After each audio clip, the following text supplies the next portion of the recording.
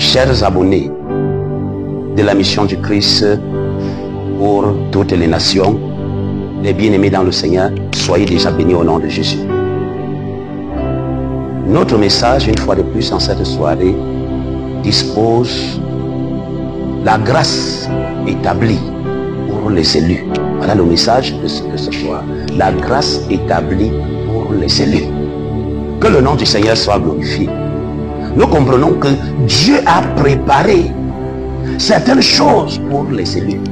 Toi qui m'entends sûrement, tu es élu de Dieu et acclame pour toi-même, même si tu es où l'acclame pour toi-même, et le Seigneur se glorifiera. La grâce n'est pas ramassée dehors ou dans le monde. La grâce est faite pour les enfants de Dieu. Nous ne sommes pas déjà, depuis la jeunesse de l'histoire, enfants de Dieu, mais nous devenons enfants de Dieu, comme le livre de Jean dit. À tous ceux qui l'ont reçu, et il leur a donné le pouvoir de devenir enfants de Dieu. Écoute-moi donc, bien-aimé dans le Seigneur. Le Seigneur fait grâce à qui il le fait, mais à qui il le veut, autant pour moi, mais je sais une chose, c'est que la grâce est préparée pour les élus. Et lui-même dit, et vous verrez la différence entre ceux qui me servent et ceux qui ne le font pas.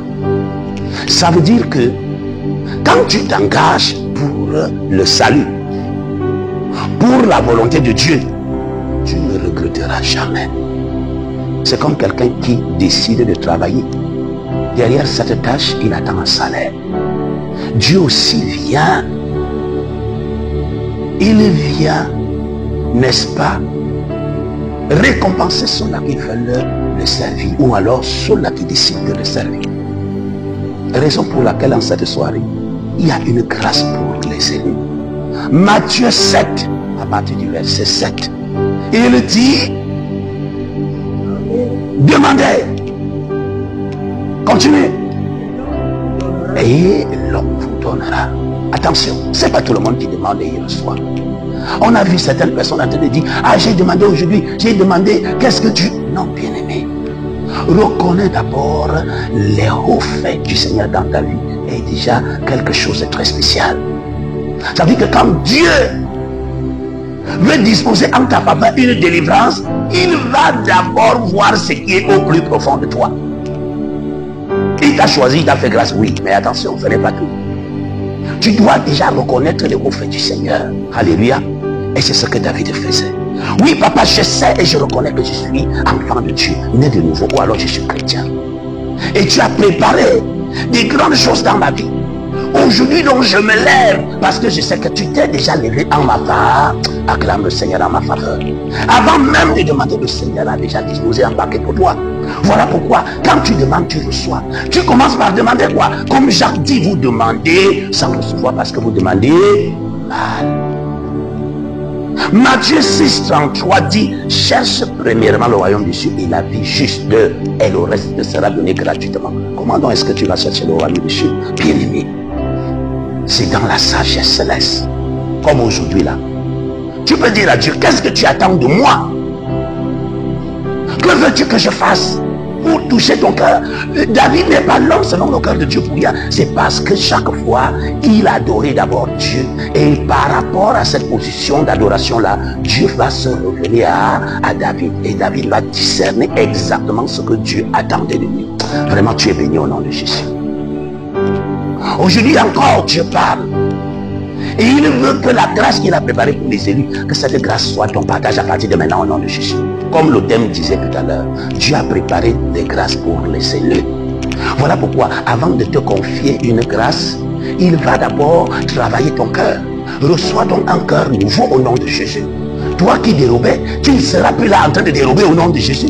Toi qui tuais, tu ne seras plus appelé à meurtrier au nom de Jésus. Toi qui fuyais la parole de Dieu quand même tes parents, toi jeune gens, ou alors jeune fille, jeune frère, jeune soeur, quand même tes parents t'exhortent à la maison, va à l'église, non, tu es toujours en train de monter, en train de descendre, parce que tu as comme l'impression que le monde te donne tout. S'il te plaît, laisse-moi te dire que le monde ne te donnera rien.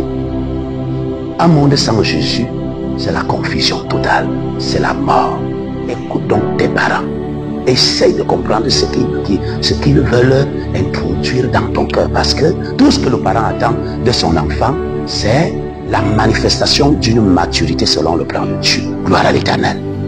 Alors, aujourd'hui, nous pouvons donc comprendre que c'est parce que Dieu a transformé le cœur de quelqu'un, c'est parce que quelqu'un est né de nouveau quelque part. Il attend donc de Dieu une grâce particulière. Vraiment, acclame le Seigneur là où tu es. Et laisse-moi alors te dire aujourd'hui que comme la parole sort là, cette parole doit être transformée. Tu seras une nouvelle créature. Tu vas donc vivre la destinée de Dieu par rapport à cette nouvelle créature, à cette nouvelle nature. Aujourd'hui aussi, tu peux te lever en disant, j'ai fait le mal hier, j'ai fait ceci. Comme Dieu a préparé des grâces pour les élus, je crois que cette grâce est mon partage. Même si tu es dans ton foyer et les choses sont en train de tourner au vinaigre, laisse-moi te dire que c'est parce que dans cette vie-là, il n'y a pas le Seigneur Jésus, il n'y a pas la flamme qui vous lie dans la parole. Et quand tu vas même essayer de corrompre ton conjoint ou ta conjointe par rapport au cadeau bien-aimé, la grâce de Dieu n'est pas synonyme des cadeaux. C'est parce qu'il vous manque quelque chose. C'est Jésus-Christ qui doit être au centre de votre vie de ménage. Tu as compris. Et aujourd'hui, que ta famille commence à bénéficier de cette grâce et qu'elle entre dans la lumière. Parce que cette lumière-là, cette grâce-là est faite pour les élus. Cette lumière est faite pour les racheter, pour ceux-là qui sont en train de recevoir de Dieu un cœur converti, un cœur nouveau, une nature nouvelle. Parce que ceux qui sont en Christ, la Bible